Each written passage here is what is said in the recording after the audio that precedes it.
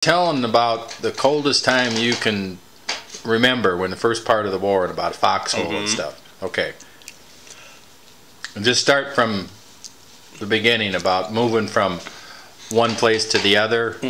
And okay.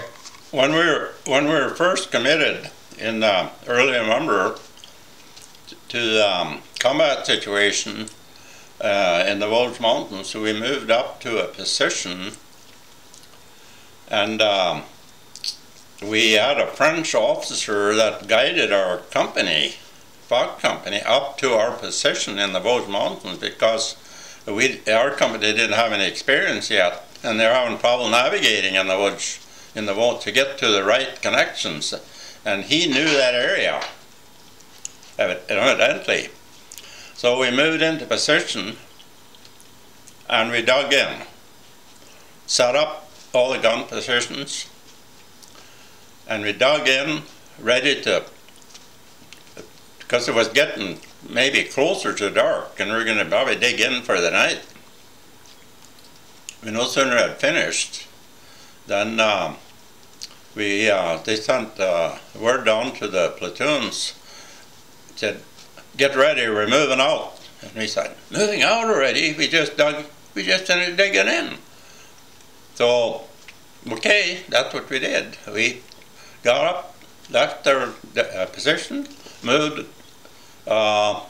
maybe a few hundred yards to one side to run a right flank or something, dug in again and set up. And we no sooner had left our position, our original position, than Krauts laid in artillery barrage you wouldn't believe in that position. Probably they had spotted us moving in, and they were going to wait till we got settled in, and then they were going to let us out. So they shelled, just really laid it into the area that we just left. So we thought, well, that helped us. That saved us, a lot of us. Well, then we dug in again, and it started raining, and it was close to snow, or it's kind of a rain, cold rain. So we dug in there, but the hole started filling up with water. So I think it was Beav and I had dug together, and it was starting to get dark, and there was an evergreen tree close by, big tall evergreen. So we got underneath the evergreen tree to get some shelter from the rain. Being it was dark, we figured that there's nothing going to be moving anyway. We're not going to sit in a hole in the water. And we had raincoats. Well, then it was shortly after we dug in, it was dark. Krauts must have figured out our position again. Then they started laying it into our present position. First one landed right in our area, and I think it was Beav with me. He automatically ran for the hole, which was close by, jumped, slammed in there, and splashed right into the water. And I came right behind him, and I think I probably slid on behind him. It was getting muddy from the rain. And I went down, and I felt the water come up over my boots. And I just crouched down. I didn't lay down. I just crouched as low as I could. And I figured probably they'd quit firing, and I stood there crouched down, and they did let up. He got out of the hole again. Well, he was wet, and I was wet about my boots. Probably the same happened to all the other guys in Fox Company. It wasn't just us. We were all dug in there. Well, what do you do if you're soaking wet and it's that cold? So we got back up on the tree, and we sat down right close to each underneath, under the evergreen tree, and we buckled took our raincoats and we pulled them open and we buckled them together too. So we were both inside in the same area.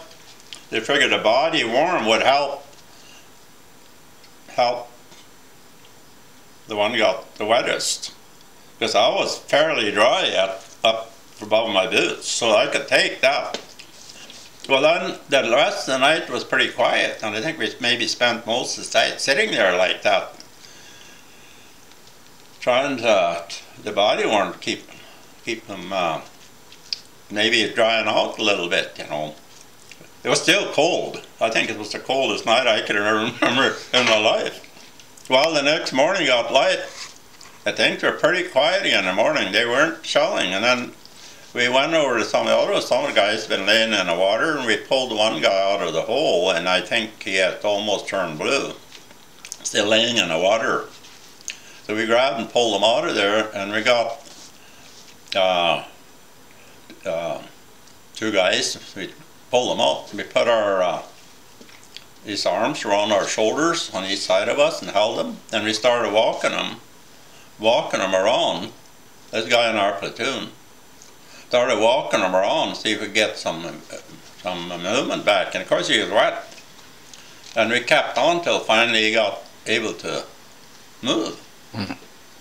And I imagine that was hypothermia, which we'd never heard of even. But he survived it, and he stayed with the company,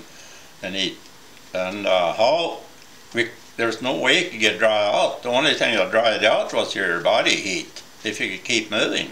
Mm. So eventually they'd get, and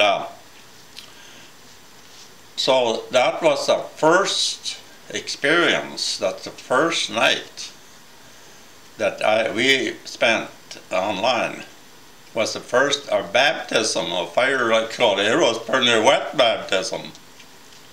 And that's the same night, the same day that I was telling about this guy got wounded in the same place where I was laying next to the medic when he asked me for my trench knife and he cut his jacket open.